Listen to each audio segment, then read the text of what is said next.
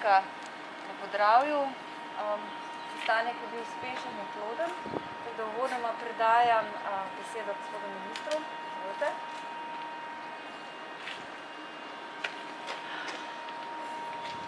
Lep pozdrav vsem skupaj.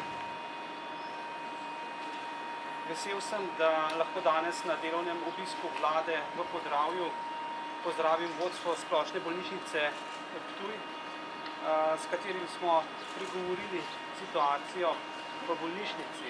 In z veseljem lahko povem, da bolnišnica posluje uravnoteženo, da je v zadnjih 3 letih odpravila primanjkljaj iz preteklih let, da kljub težkemu letu, ki je za nami, ukolikor ne bo prišlo do pomembnega poslabšanja epidemije, lahko računamo, da bo bolnišnica v večjem delu programe realizirale v pričakovanem obsegu, se pravi 100%.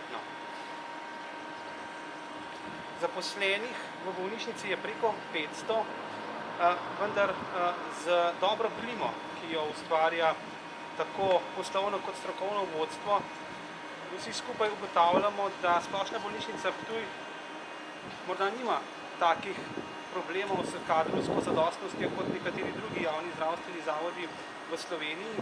Hkrati pa seveda smo tudi ugotavljali, da pomemben doprinos k zadostnosti kadrov prinaša zadostno število inštitucij, ki usposabljajo zdravstveni kader, in tukaj je Univerza v Mariboru pomembna inštitucija, ki z vsemi aktivnostmi to prispeva, tako medicinska fakulteta kot fakulteta za zdravstvo.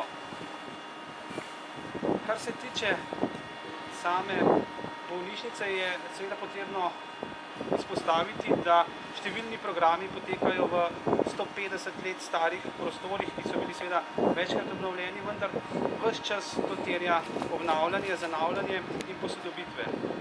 V bolnišnici imajo kar nekaj aparatur, ki terjajo prenovo oziroma zamenjavo, in seveda ključno je, da Zakon o zagotavljanju sredstev za slovensko zdravstvo sprejmemo in seveda omogočimo, da bo slovensko zdravstvo tudi na srednji oziroma dolgi rok usposobljeno, da bodo zdravstveni oziroma strokovnjaki s področja zdravstva lahko opravljali svoje poslanstvo. Bolnišnica pokriva regijo s 110 tisoč ljudmi, zato je to pomemben zdravstven zavod v regiji in brez njega si praktično zdravstvene mreže, zdravstvene oskrbe ne moremo predstavljati.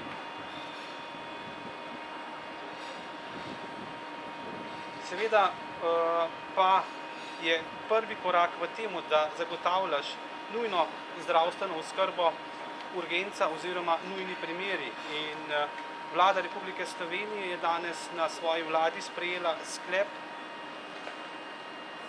načrt razvojnih projektov z dopolnitvijo v obdobju 2021-2024, ki prinaša Splošni bolnišnici Jesenice in omenjenemu projektu, se pravi gradnji urgentnega centra, manjkajoča sredstva, tako da lahko povem veselo novico, da se gradnja urgentnega centra v Splošni bolnišnici Ptuj lahko prične.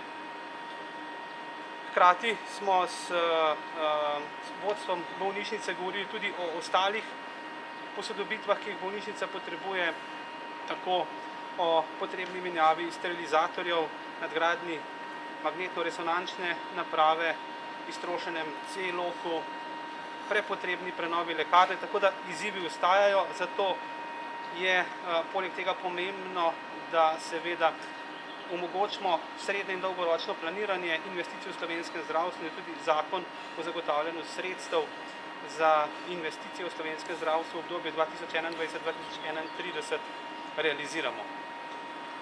Pomemben del današnjega pogovora pa je potekal tudi o cepljenju, kajti zdravstveni delavci so v institucijah nekaj čez 70% precepljeni, vendar ključno je, da vsi skupaj zdravstveni delavci v teh dneh vse skeptike, vse, ki imajo vprašanja, nagovorimo, če tudi ob obisku bolnišnice jim predstavimo vse prednosti cepljenja, varnost cepljenja in pa učinkovitost, ter seveda, da okolikor se kdorkoli izmed prebivalcev odloči za cepljenje, to tudi nemudoma opravimo. Tako da seveda je cepljenje z tega vidika mogoče tudi opraviti v bolnišnici, okolikor kdorkoli ugotovi, da bi bilo to primerno. Toliko zaenkrat z moje strani. Hvala. Najlepša samo trenutek, da najprej izjave lepo povesti.